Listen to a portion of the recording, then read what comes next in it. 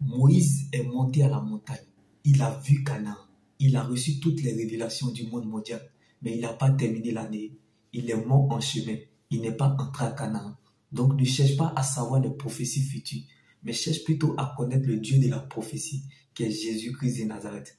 Car son serviteur Josué, qui n'a pas vu Canaan, mais qui a eu la connaissance et la révélation du Dieu de Moïse, est entré à Canaan. Donc, bien-aimé, sache que tout ce qui vit s'arrête un jour. Tout ce qui naît un jour meurt un jour. Donc, tout ce qui a commencé un jour finira un jour. Car les problèmes de Joseph ont commencé par un songe. Et c'est par un songe que Joseph est sorti de prison. Il fut rétabli sur le toit de tout l'Égypte gouverneur. Donc, ce qui te fait mal ou pleurer aujourd'hui, comme Joseph en Égypte, sera la cause de ta louange demain. Comme Joseph qui a fini sur le toit de tout l'Égypte gouverneur. Car ce qui t'attend est plus grand que ça. Les véritables enfants de Dieu sont caractérisés par leur persévérance. Comme Abraham a dû attendre 25 ans avant d'avoir son Isaac. Moïse reçut son appel à 40 ans.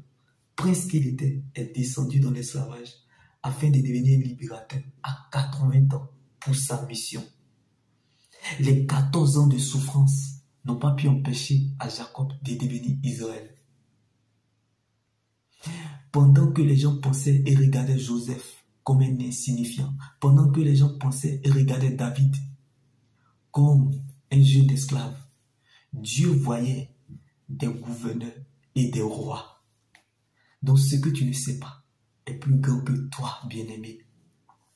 Car les 13 ans de honte de Joseph en Égypte n'ont pas pu empêcher à Joseph de finir sur le toit de tout l'Égypte gouverneur. Les 13 ans d'humiliation de David en Israël n'ont pas pu empêcher à David de finir sur le plafond de tout Israël roi.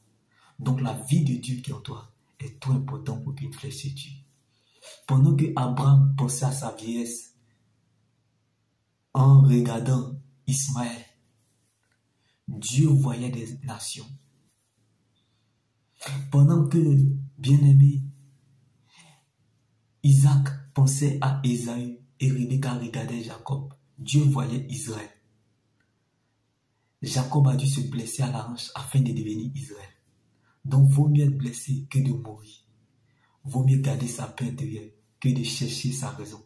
Car les tueurs de Goliath sont caractérisés par leur persévérance et sont condamnés à réussir. Donc, tu ne deviendras pas autre chose que ce que tu as planifié, programmé, décidé. Shalom.